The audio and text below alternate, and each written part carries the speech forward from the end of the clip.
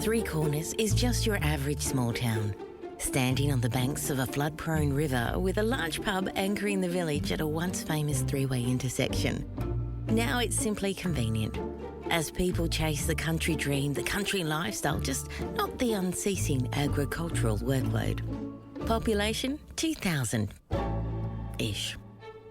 But like all small towns, scratch the surface and you'll be surprised at what you find underneath. In that sense, Three Corners is really no different to any other small town I know, except perhaps for some of the characters you might meet.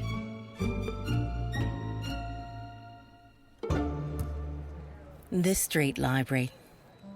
The installation of a street library started a small war in Three Corners, quite unintentionally. Declarations were made, lines drawn, friendships that had spent a lifetime in solidarity split asunder, and one marriage ended in divorce. It was a little cream box with a blue metal roof that perched precariously on top of a stone garden pillar near the crossroads that gave Three Corners its name. Just a simple little street library. The problem was that it held ideas, it held stories, it held magic. Well, not literally magic, but the magic that fires the imagination and sets sights beyond the front door to a wider world of tastes and experiences. The Three Corners Book Club, now that's the original Three Corners Book Club, not the one that came in after the bookshop opened, was a stalwart of the grand matrons of Three Corners.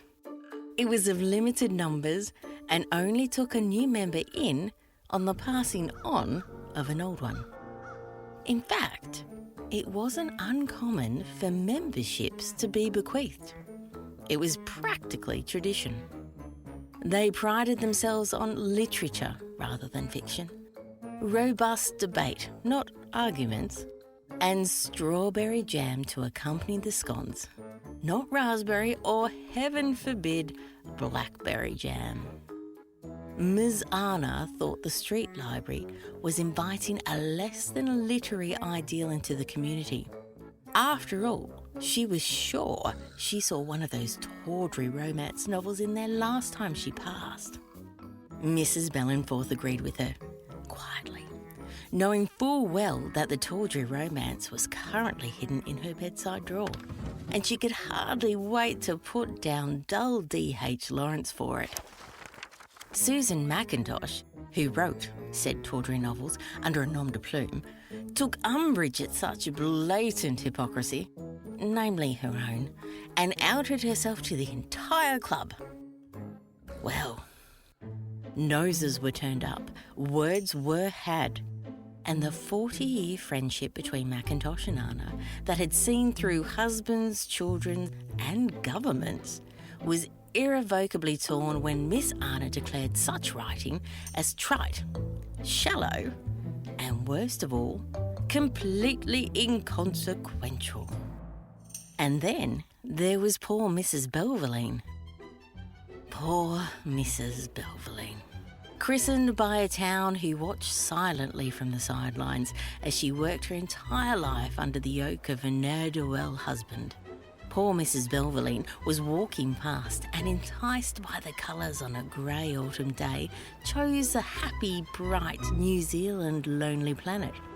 Fascinated with the fact that they had their own currency, something she'd never previously considered, and that it was so close by, she withdrew all the egg money from her post office account and went up the street to buy a ticket across the water. Mr. Belvaline, who was astounded that she would even have the gumption to buy a ticket, was even more astounded when he discovered that there was only one ticket. And when she came back? Well, it was on the arm of a truly astonishing beauty called May, who was going to make an honest woman of her as soon as the divorce came through. Yes, it started a small war, gave thought and independence to lonely souls, and entertained those who couldn't afford the exorbitant prices of the bookshop or the censure of the librarians for past misdeeds. It started a small war, but for many people it started something more wonderful. That little three-corner street library. Today's episode of Three Corners was produced by our maestro, Postie, and featured the spelt-like tones of Jack. For more stories, go to hittheroadjack.com.au or subscribe to the Three Corners podcast.